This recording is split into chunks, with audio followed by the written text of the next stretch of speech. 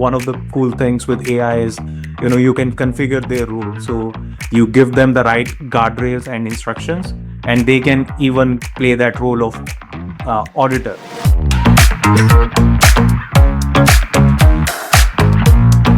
I would love to hear from your side on TechAhead, the accountability layer. Who is the person that checks the system? Because AI can create a lot of good stuff, but it can also create a lot of problems and bugs. And how do you guys manage that?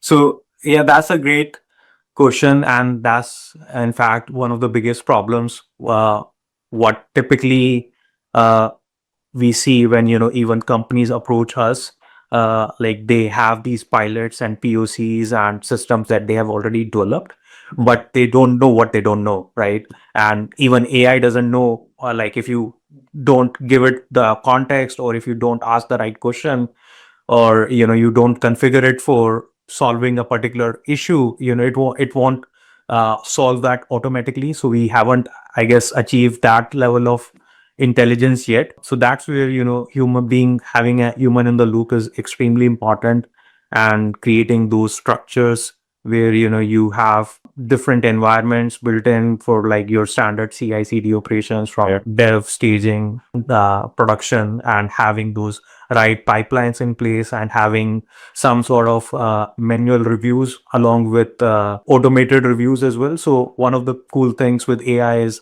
you can configure their role. So you give them the right guardrails and instructions, and they can even play that role of auditor, because even as humans, you might miss certain things, but if you share the right context and you structure it well, then it can perform those tasks as well on your behalf.